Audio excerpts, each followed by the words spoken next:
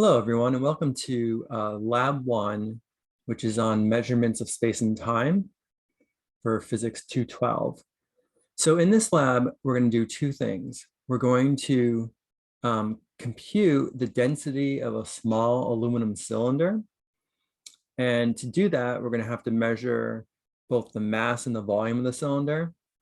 And the way that we're going to measure the volume is we're going to measure the height and the diameter of the cylinder with an instrument called a vernier caliper. Okay, and I'll explain how to read a vernier caliper in a second.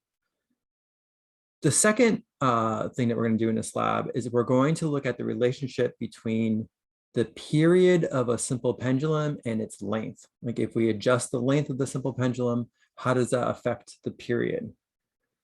Okay, so first of all, hopefully you watched the measurement video, right, and looked at the measurement handout. That's really important.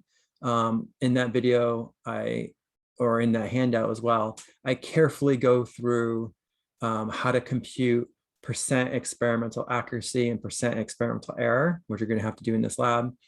And we also talk a little bit about some graphing techniques and what's required for a good graph. So if you haven't already, make sure you watch that video. Also, I posted a video on how to read a vernier caliper.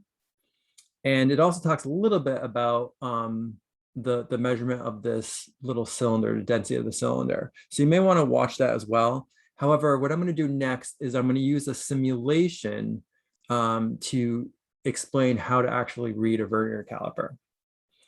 Okay, so let's go to that simulation.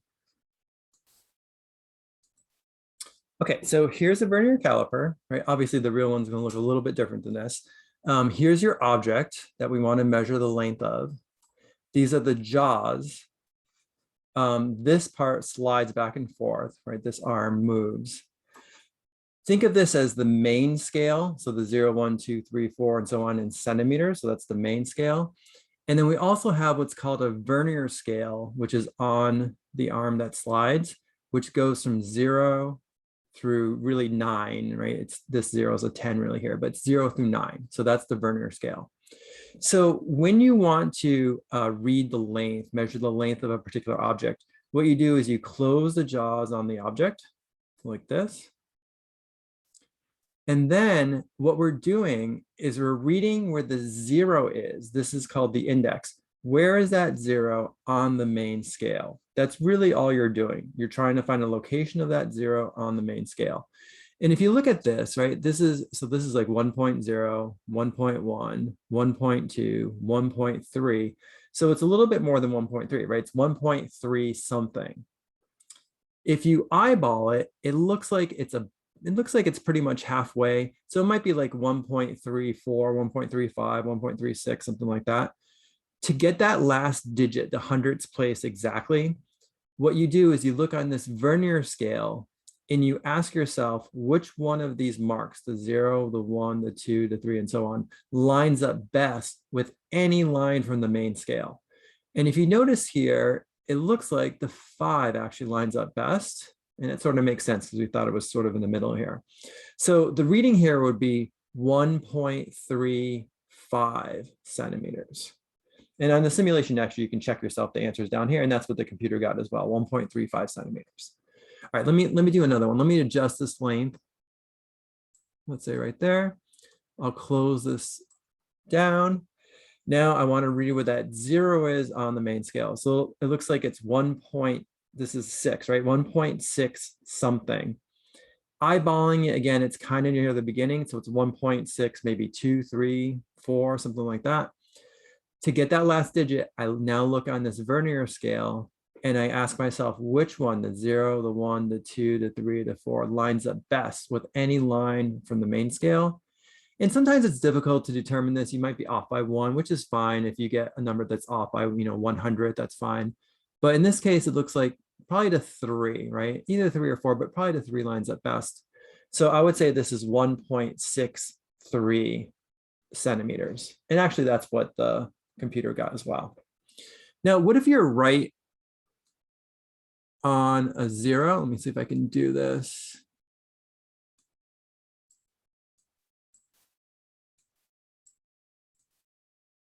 let's say it's right there. So now see how the 0 is right on the 1.4? So the next digit, right, which one lines up best? Well, the 0 lines up best. So you would record this as 1.40 centimeters. Okay, and that's exactly how you read a real vernier caliper. It's just a little difficult because the numbers are very small. So you have to be very careful when you're reading it. All right, great. So now we know how to read a vernier caliper. Okay, so remember, ultimately the goal is to measure the density, right, at this small aluminum cylinder. So in order to measure density, we have to first find the volume. So the first thing I want you to do is to measure the height of the cylinder 5 times. So take 5 measurements of the height and then 5 measurements of the diameter. Okay. Now, if you're watching this video because for some reason you had to miss lab this particular week, then what you need to do is you need to get this data from either your lab partner, or if you can't get the data from your lab partner, contact me and I can give you some data for the height and diameter. Okay. It's assumed in class that you'll be actually, collecting this data and making these measurements. But if you're watching this because you've missed class, just either get the data from your lab partner or from me. All right, so what questions are you responsible for? Well, you're responsible for questions 5 and 6 in the lab manual. So question 5 is going to ask you to compute the average height, the average diameter, right? So you simply are going to average these values, right? And average these values. Now be careful. Remember, the vernier caliper, its resolution is 0.01 centimeters. So that means all these values are going to be recorded to 2 decimal places.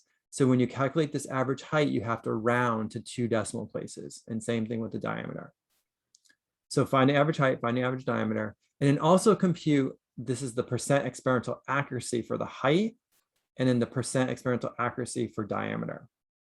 Right? And if you need a review on how to compute that, go back to the measurement video or the measurement handout, and that tells you in detail how to find the percent experimental accuracy. Also remember that this percent experimental accuracy can never be 0%. It always has to be some percentage. So you may come across the case where all of your height values are the same, right? Let's say all the height values are the same, like there's no variability at all. You get exactly the same measurement for all 5 values. That's going to mean that the average will be that same value. All these absolute deviations will be 0.00, right? Which means the average absolute deviation typically would be 0.00, but you can't use that. You have to use at least the resolution of the instrument, which would be 0.01. So if that's the case, if these are all the same or very, very close to one another, and you end up getting something less than 0.01, you have to default to 0.01 for your average absolute deviation, right? And then you can take your average absolute deviation divided by your average height, and that will give you the percent experimental accuracy. Okay, question 6 is going to ask you to compute the volume of the cylinder and then the percent experimental accuracy for the volume, right? Remember that the volume of a cylinder, actually, let me do this on the iPad. Okay, so remember that the volume of a cylinder is equal to the area of the base, so pi r squared, it's a circle, right? Circular cylinder, times the height. However, we're not measuring the radius, we're measuring the diameter. So what's the relationship between the radius and the diameter? Well, the radius is going to be half the diameter, right? Or you could say d over 2, or 1/2 times d. So if I substitute this in the r for r here, so if I plug in d over 2, then I can rewrite this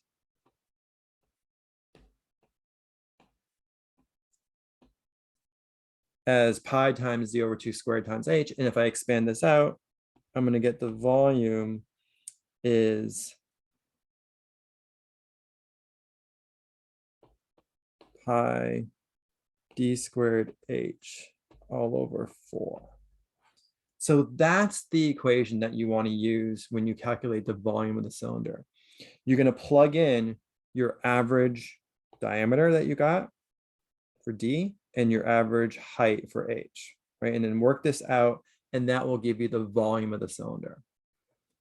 Now, the other part of that question, question 6, was compute the percent experimental accuracy, right, for the volume. So how do we find the percent experimental accuracy of this volume here, of this dependent variable? Well, again, if you go back to the measurement video, the measurement handout, remember the rule is if you have a formula that involves multiplying or dividing variables, in this case, I'm multiplying diameter times diameter, right? Because it's squared. So diameter times height. You can ignore the pi and the 4. Those are like pure numbers. They have no error associated with them. It's just the variables, right, that have error. So this is really, you can think of this as volume is like proportional to diameter times height. So the rule was, if I want to calculate the percent experimental accuracy for this dependent variable, then I have to add the respective percent accuracies. So I need to add the percent experimental accuracy for diameter plus another one, right? Percent accuracy for diameter because it appears twice here, plus the percent experimental accuracy for height. So if you want to calculate the percent experimental accuracy for volume, that's going to be the percent experimental accuracy for diameter plus another one. You could say 2 times if you want.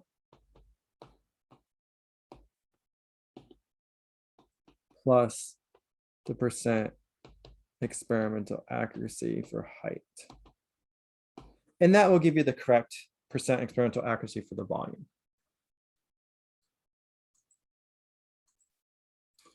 So again, this table will be for question 6.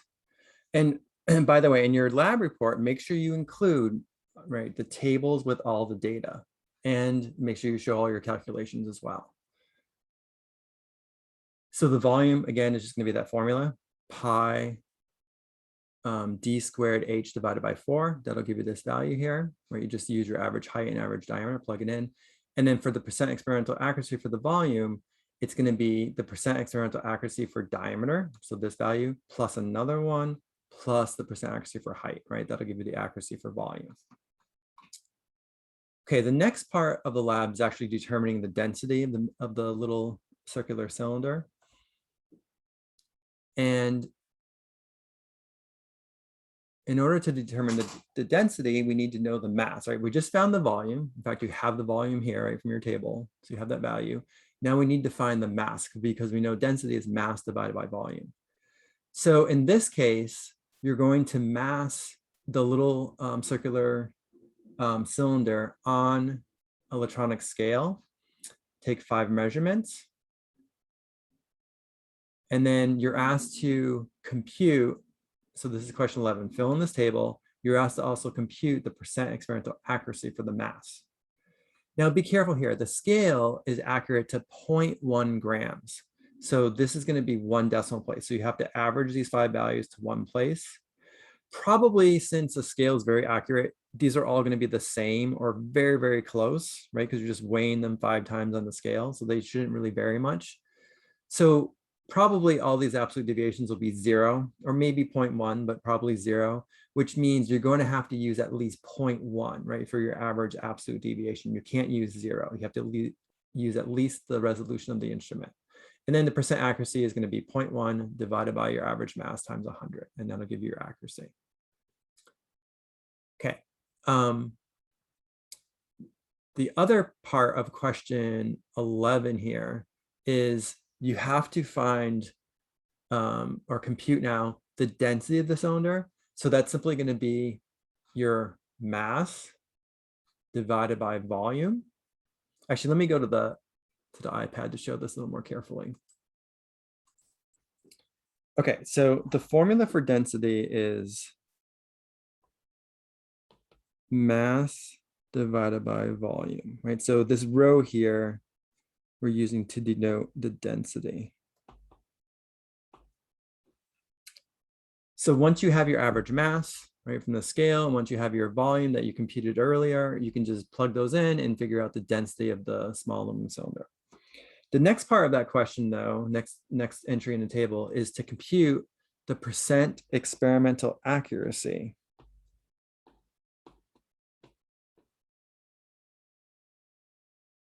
for density. Well, this is similar to what we said before, right? We have a formula for density that involves dividing mass and volume. And we argued earlier, especially in the measurement handout, if I have a formula that involves either multiplying variables or multiplying or dividing, if I want to compute the percent experimental accuracy for this dependent variable, in this case for the density, I have to add these respective percent accuracies. So in this case, it's simply going to be the percent experimental accuracy for mass plus the percent experimental accuracy for volume. And those two values you have already in your tables from up above, right, in your lab. So if you add those two values together, that'll give you the percent experimental accuracy for density. And then the last question, or the last part of that question, is to compute the percent experimental error. So that's when you want to compare, so percent experimental error for density. That's when you want to compare your experimental value to the gold standard, which we're going to assume is 2.7. So you're going to take, remember how to compute this. This is also in the measurement handout. It's your experimental value, so I'll say rho experimental, minus the gold standard, so which is going to be 2.7. Make it positive, so take absolute value of that. And then remember, you divide always by the predicted accepted gold standard value, which is a 2.7, and then times 100 just makes it a percent. And that will give you the percent experimental error for the density. And that, by the way, could be 0%, right? That would be fine if you end up getting 0%. That'd be great if you got 0%. Okay, and that's it for question 11.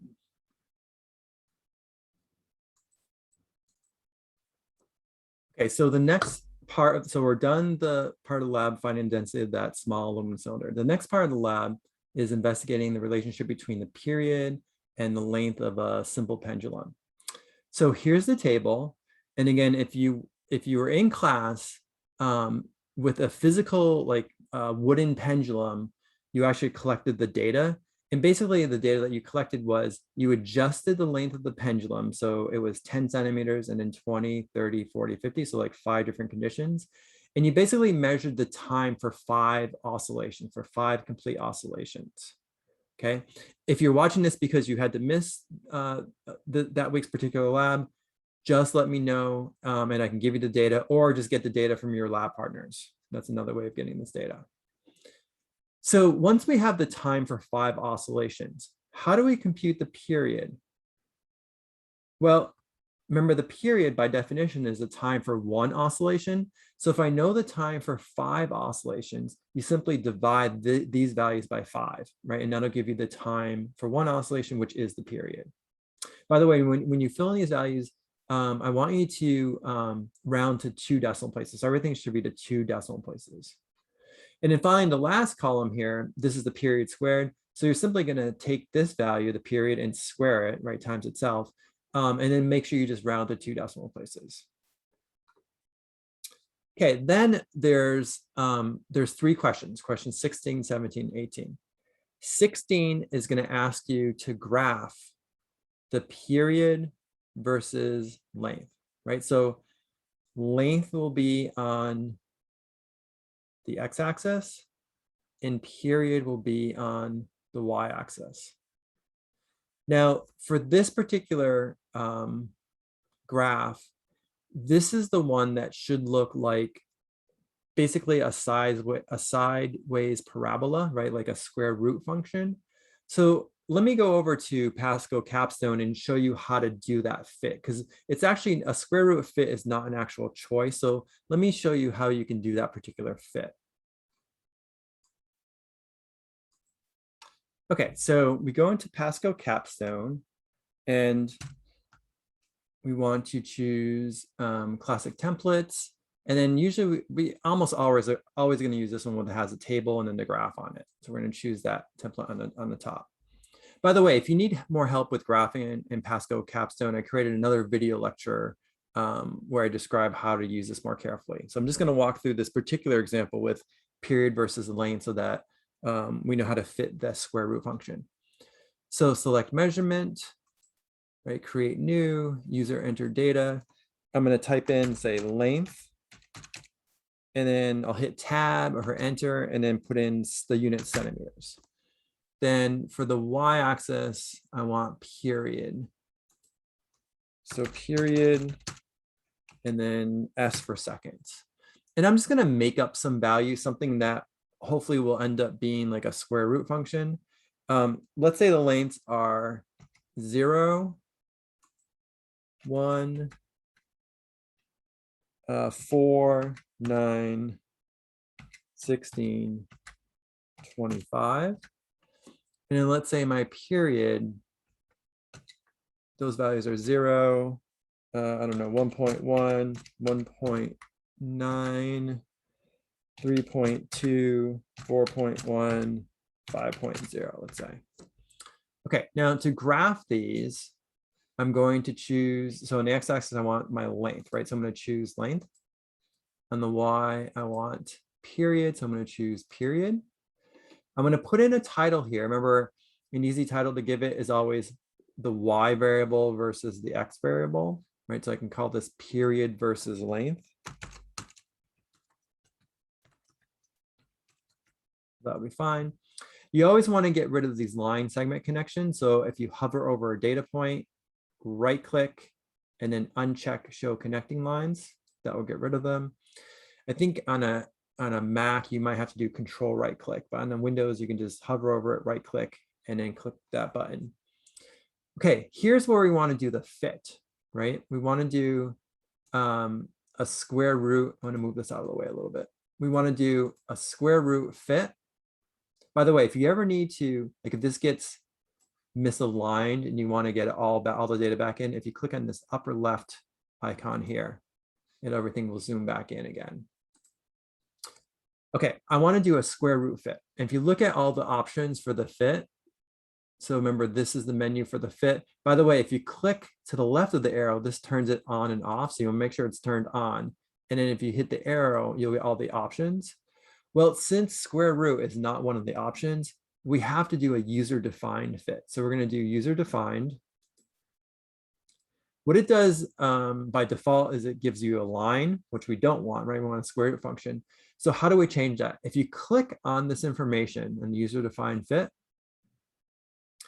you can either click on this right here, which is a curve fit editor, or you can come over here and click on it. Either way is fine. And see how right now it's the equational line, y equals ax plus b, or a is sort of the slope in this case. We want to change this now to a times, so that's shift 8, right, times, and then square root sqrt parentheses x. So it's like some constant times the square root of x. And then we can leave these, actually you want to do apply, and then we can leave this initial value at 1 for a guess, that's fine. And notice that it does a nice square root fit to the data. So that's what you want to do. You want to do user defined, write out the equation as a times square root of x, apply it, and then it should do a nice fit to your data. Now to print out this graph, what you want to do is you want to see how they have a blue boundary here. You want to hover over that blue boundary, right click, go to copy display, and then you can paste it into whatever you want. In this case, you're going to be pasting it into your lab report, right? Because you want to keep that particular graph. Okay, great. So that should help you with the period versus length, which is going to be a square function. Now, the other graph you have to do is period squared versus length. You have to square your period values and plot them versus length, and that's just going to be a linear fit. So then you would just choose linear when you do that second graph. Okay, let me go back to the handout. Okay, so again, for this part, you fill in your data table here. And then it's going to be, you want to answer questions 16, 17, 18 from the lab manual. So question 16 was simply plot period versus length. So length is going to be on the x-axis, like I just showed, and period will be on the y-axis. And that's where you want to do that square root fit. Okay, and don't forget to answer the question. If you look in the lab manual, it says, what is the shape of your curve? So you could say it's curvilinear or something like that. Question 17 is plot period squared versus length. So this last column versus length. So length again is x, period squared is going to be on your y-axis. And that one should be linear, right? We know that from the measurement handout when I talked about like the 4th page of the measurement handout, that should be a linear fit. Okay, so make sure you show that plot. And again, don't forget to answer the question, what is the shape of this curve? And then finally, question 18, and this I talked about carefully if you go back to the measurement video or the measurement handout, you were asked to come up with an equation that gave the period as a function of the length, right? The period in terms of the length. Period equals, you know, something in terms of the length. So I walked through that carefully for you. And remember, it ended up being something like period t equals the square root of m, the slope of your period squared versus length graph, times square root of L. So all you have to do is you have to figure out what your slope is, but you have that because you just plotted period squared versus length. So you have your slope value, and that will be enough to answer question 18, right? Let me just remind you, let me go back to the iPad to remind you of that. Okay, so this is just to remind you of how that that equation came about. Remember that the period squared versus length graph is linear, right? So in the equation for a linear function is y equals mx plus b. The y was the period squared. That's what we plotted on the vertical axis, right? And what's on the x-axis, so the slope is the same, m, and the x-axis was the length of that simple pendulum, so that's L. And remember, in this case, the b was basically 0. And you should see that when you do the graph, it should go right through the origin, so the y-intercept should be 0. Okay, so we just have t squared equals m times L. Now, the question 18 asked you for the period as a function of the length, right? It wants that equation. So to get period from period squared, we simply take the square root of both sides.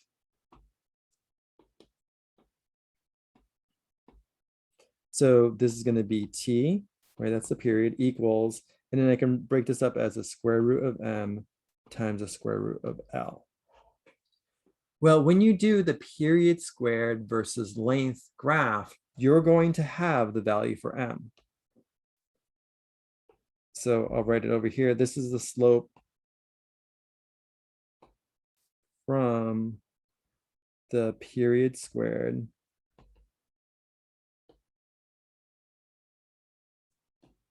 versus length graph. So you can plug in your particular value. It's probably going to be around 0.04, which is the example I gave. It should be pretty close to that. But whatever it is, you're going to plug it in, and then you're going to have a final equation that says t equals, and you're going to get some number, some decimal value, probably around, this will be approximately 0.2, but whatever you get there. And then, of course, you're going to leave this as square root of L, right? It's going to be t equals some number times the square root of L. And that will be your equation that we're looking for in question 18.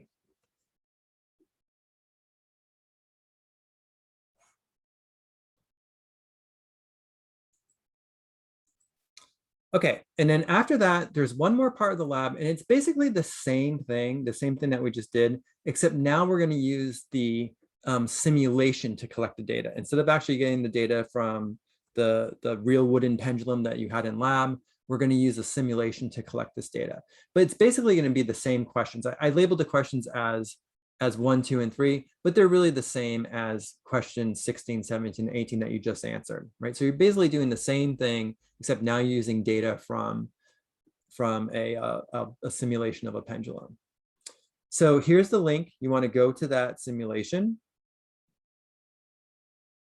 And then when you're at the simulation, you can find, again, the time it takes for 5 complete oscillations. So let me actually jump to the simulation and show you how this works, how to use that simulation. Okay, so here's the simulation, right? There's actually several, this group here, PHET, Interactive Simulations from Colorado Boulder, they do a really nice job. And we're gonna look at several of these simulations this semester and next semester as well. So to start this, you're simply gonna click on it. It gives you several options. We're just gonna use the intro. Actually, we don't need the ruler here, but we do need the stopwatch. You want to click off the ruler, but click on the stopwatch. And I'm going to bring this over by the pause button so that I can jump back and forth pretty quickly. Now, notice that to adjust the length, that is up here. So this is in meters, right? We want centimeters, but 0.1 meters, right, is the same as 10 centimeters, right? There's 100 centimeters in 1 meter, so you'd move it 2 places to the right to get the centimeters. So 0.1 would be 10 centimeters, and that's the first length. Then you're going to do 20, so 0.2 meters, which is 20 centimeters, then 30, 40, 50. So you're going to adjust the length. So when you're at a particular length, I'll just start at 20. Here's what you need to do. You need to displace this by about 20 degrees. It's just something small, some small displacement. Actually, I'm going to pause this. I'm going to hit play on the stopwatch so it's ready to start counting. And then I'm going to displace this to 20 degrees. Now, when I hit the play button here, right, for the pendulum, I need to count 5 oscillations. So when it goes over to this side and back, that's 1 oscillation. Over to the side and back, that's 2, 3, 4, 5. And I want to stop the timer at 5 oscillations. Okay, so if I hit play now, 1, 2, 3, 4, stop. So 4.63 seconds, that would be the time for 5 oscillations when the pendulum length is 20 centimeters. Okay, and you, at 10, you also want to do 10. 10 will be a little faster. You're going to do that all the way through 50 centimeters. Let's just do 50 right now. So again, to set this up again, I'll pause it. I'm going to reset this stopwatch, press play so it's ready to start. I bring this up to, say, 20 degrees, just some small angle is fine. And now if I press play, I can start counting. So I have 1, 2, 3, 4, stop. So 7.23 seconds would be the time for 5 oscillations when the pendulum is 50 centimeters. Okay, let's go back to the handout. Okay, and then the questions are going to be exactly the same as what you just did with the wooden pendulum. You're going to record all your data, make sure everything, you want to round to 2 decimal places again. Okay, so we have the time for 5 oscillations that we just got from the simulation. To get the period, I divide these values by 5, right? They'll give me the period, and then period squared is going to be squaring these values. Again, just make sure you round the 2 decimal places. Then question 1 is just like question 16 from above. You're going to graph period versus length. It should be a square root function, so you want to do that fit, and then answer the question, what is the shape of the graph? Then question 2 is going to be plot period squared versus length. That should be linear, right? It should be a linear fit. So, include both those graphs in your lab report. And then question 3 is write an equation again that gives the period as a function of the length. So T equals, remember, it's always going to be the square root of M times the square root of L, and the M comes from this graph when you plot period squared versus length. So it's just like above, and you should find that the values are going to be pretty similar to what you got when you did the actual, wooden pendulum. You should get very similar values. So you're probably going to find that this equation is very close to what you got from above, and that's fine. right? But you want to make sure that you record that particular equation there. And then that's it for this particular lab, for lab 1. Thanks.